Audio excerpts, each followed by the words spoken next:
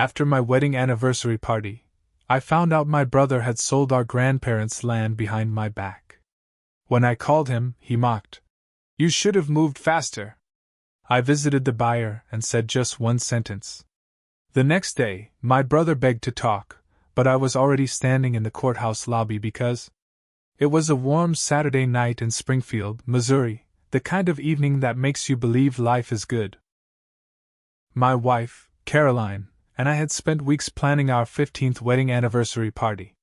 We cleaned the yard, strung up lights in the big oak tree, rented tables and chairs from the church down the road, and even hired a local guy to grill barbecue.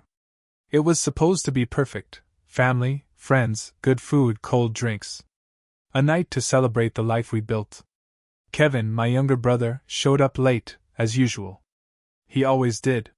He had that same look on his face I'd seen 100 times. Cocky, like the world owed him something. He wore a cheap suit jacket over a wrinkled shirt, sunglasses pushed up on his head even though it was dark, and that smirk. God, that smirk. He handed us a bottle of wine and hugged Caroline like they were best friends, even though I knew he barely tolerated her. He had a way of making everything feel like a show. I tried to ignore it. After all, it was a party, and I didn't want to start anything. The night went on, and people mingled, laughed, ate, and drank. Kevin even gave a toast, talked about how proud he was of us, how we were the rock of the family, how we kept everyone together. I wanted to believe it. I really did. But the next morning, everything unraveled. I was still half asleep, nursing a headache from too much beer and too little water, when my cousin Mark called. He sounded off. Quiet. Hesitant. I knew right away something was wrong. "Hey, did you hear about the land?" he asked. "What land?" I asked, confused. "Grandpa's place. The old farmland out by Mill Creek." I felt a chill go through me. That land wasn't just some patch of dirt. It was where we spent our summers as kids, learning how to fish, how to shoot a BB gun, how to plant rows of corn. It was ours. It had been in the family for 3 generations. Grandpa always said it would stay that way. Mark cleared his throat. "Kevin sold it. Signed the papers last week." I froze. I couldn't even process it. My hands started shaking. "Sold it?" I asked, barely able to get the words out. "How? That's not possible." "The estate." Mark cut me off. "He found a loophole. Some old power of attorney Grandma signed before she died. He filed it, sold the land, and it's done." "He didn't tell you?" I couldn't believe what I was hearing. I called Kevin immediately. My hands were trembling so bad I almost dropped the phone. When he answered, he sounded smug. "Hey, man. What's up?" I could barely hold it together. "Did you sell Grandpa's land?" There was a pause. Then he let out this little laugh, quiet but sharp. It cut through me. "Yeah," he said. "I did. You should have moved faster." That's when it all clicked. He knew I was working on the estate, trying to sort out the paperwork, get the title cleaned up. I'd been slow, I'll admit it. Work, life, bills, kids, it got in the way. But that land wasn't his to take. He knew it, and he did it anyway. "You had no right." I snapped. "Relax," he said, like I was overreacting. "It's just land.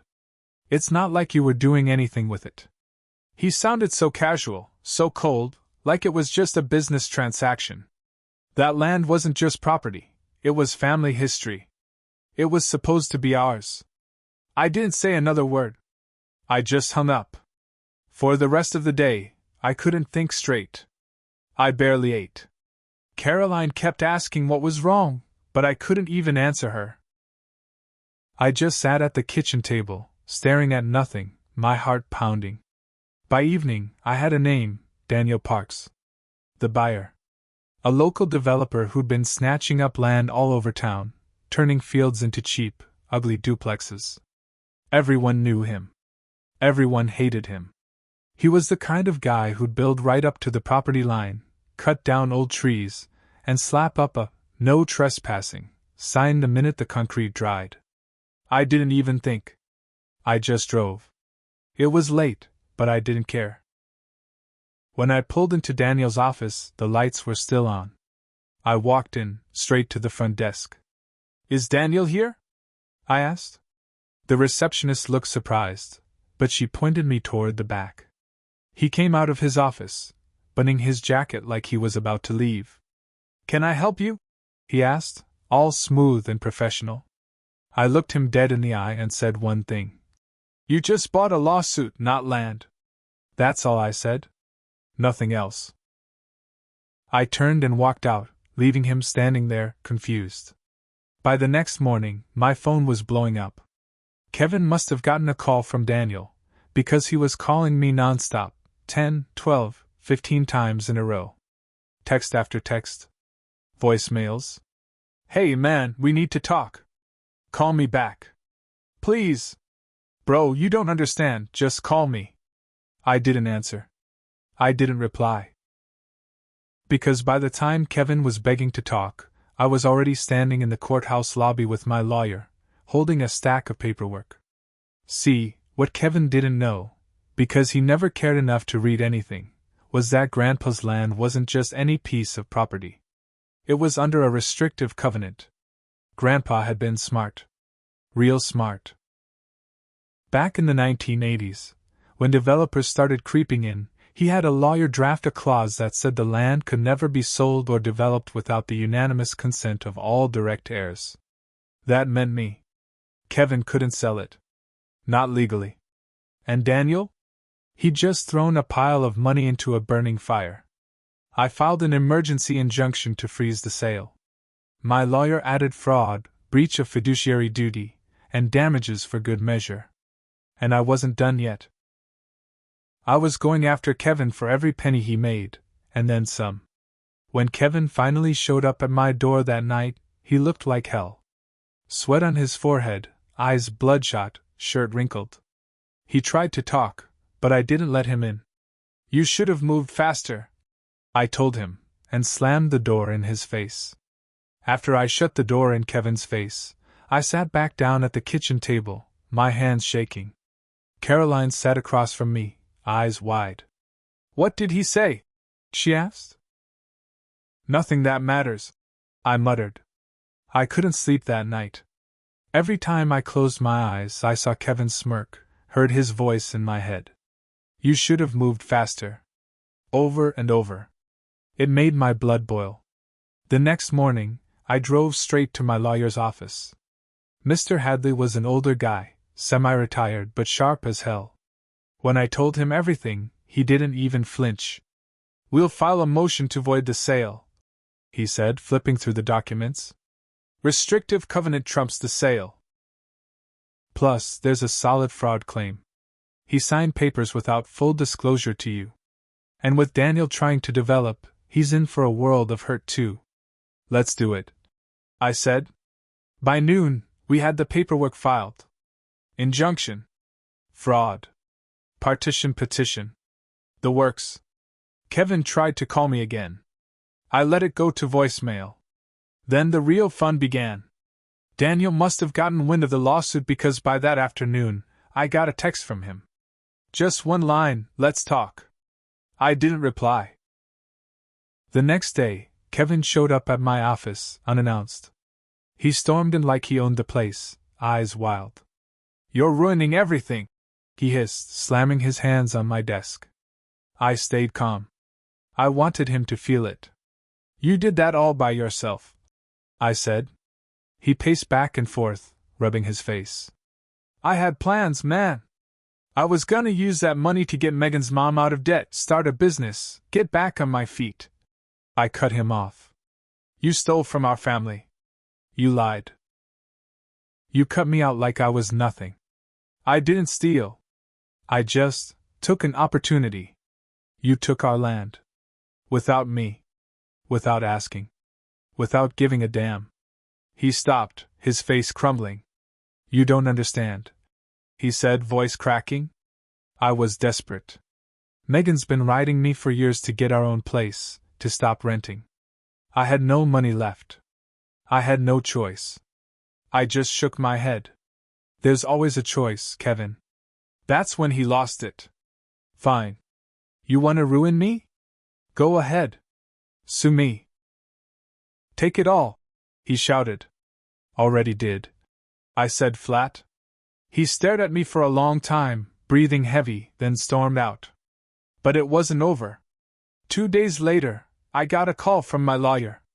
You're not going to believe this, he said. Daniel's lawyer just sent a counterclaim. He's suing Kevin for breach of contract, plus damages for the failed development. And he's naming you as a co-defendant. My stomach dropped. What?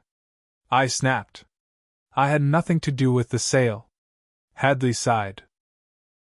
Doesn't matter. They're throwing spaghetti at the wall. They're hoping you'll settle. I felt the walls closing in. I went home that night, sat in the dark, and stared at the wall for hours. Caroline tried to talk to me, but I couldn't. I felt trapped. Then the next twist hit. That weekend, I drove past the land just to see it. And what do I find? Daniel had already started clearing trees. Heavy machinery, bulldozers, the whole 9 yards. I was furious. I marched right up to the crew foreman and said, "You're trespassing. This land is under legal dispute. Stop work now." He shrugged, said he had orders, and kept going. So I called the sheriff. Filed a complaint for trespassing and unlawful land use. The sheriff came out, and when I showed him the injunction papers, he ordered the crew to leave. Daniel wasn't happy. The next morning, I got a certified letter from his lawyer threatening me with a harassment lawsuit if I interfered again. That's when I knew this wasn't just about land anymore. It was war. I wasn't backing down. I doubled down on the legal side, filed for damages against Daniel for starting development without full title clearance. My lawyer started prepping depositions. Kevin? He was spiraling. His wife, Megan, left him, packed up the kids and moved back in with her mom. Then, I found out Kevin had taken a second mortgage on their house to pay off debts, and the bank was moving to foreclose. He was drowning. And I didn't feel sorry for him. Not one bit. Because you don't betray your own blood and expect to walk away clean. The next few weeks were chaos. The courthouse became my second home. Every day was a new battle, motions, counter-motions, depositions. Kevin tried every trick in the book. He hired a slick lawyer from St. Louis, tried to claim I was holding up the estate out of spite, even told the court I had threatened him. But the paper trail didn't lie. The restrictive covenant, the signed estate documents, the emails I'd kept from Grandpa's attorney, it was all there, and my lawyer made sure the judge saw it. Daniel, on the other hand, was unraveling. He thought he'd scored a quick win when he bought the land. Now, he was facing a lawsuit, a halted project, and a pile of legal fees. When the court froze the sale, his investors pulled out. He couldn't secure a construction loan without clear title. His whole development was dead in the water, and the bank was circling, ready to call in his debts. I'll never forget the day I saw Daniel in the courthouse hallway. He looked worn down, tie loose, eyes bloodshot, skin pale. He tried to smirk at me, but it didn't hold. I didn't say a word. Just stared him down until he looked away. Kevin, though? Kevin's fall was even harder. The day the court ruled that the sale was null and void, Kevin called me. I almost didn't answer, but something in me needed to hear it. He was crying. "Please," he begged. "I'm losing everything. The house, Megan, the kids. I'm sorry, man. I didn't mean for it to get this bad. I needed the money. Please, can we fix this?" I let the silence hang. Then I said, "You chose this. You sold out the family. You sold out Grandpa. You thought you could cut me out, take what wasn't yours, and walk away." His voice cracked. "I'll give you the money back. I'll figure it out." I laughed, cold, bitter. "The money's gone, Kevin. The damage is done. There's nothing left to fix." A week later, the foreclosure notice went public. Kevin's house was gone. Megan filed for divorce. He moved into a cheap apartment on the outskirts of town, and last I heard, he was working nights at a warehouse, barely making rent. As for Daniel, the county hit him with fines for starting work without proper permits, and when the dust settled, he lost nearly $500,000 on the failed deal. He tried to sue Kevin for breach of contract, but Kevin had nothing left to take. They both ended up dragging each other down. The land? It stayed in the family. After the court cleared the title, I made sure of that. I had a new will drawn up, with ironclad language that no one could mess with. My kids would get it one day, all of it. I still drive by that land sometimes. The old oak trees, the creek, the fields where Grandpa taught me to fish, it's all still there, untouched. It's quiet now. Peaceful. And it feels like justice. Looking back, I don't regret a thing. Kevin tried to screw me over, and he lost everything because of it. Daniel thought he could build on someone else's history, and the ground swallowed him whole. As for me, I walk a little taller now. I sleep better at night. Because in the end, they both learned the hard way, you don't mess with family. And you definitely don't mess with me.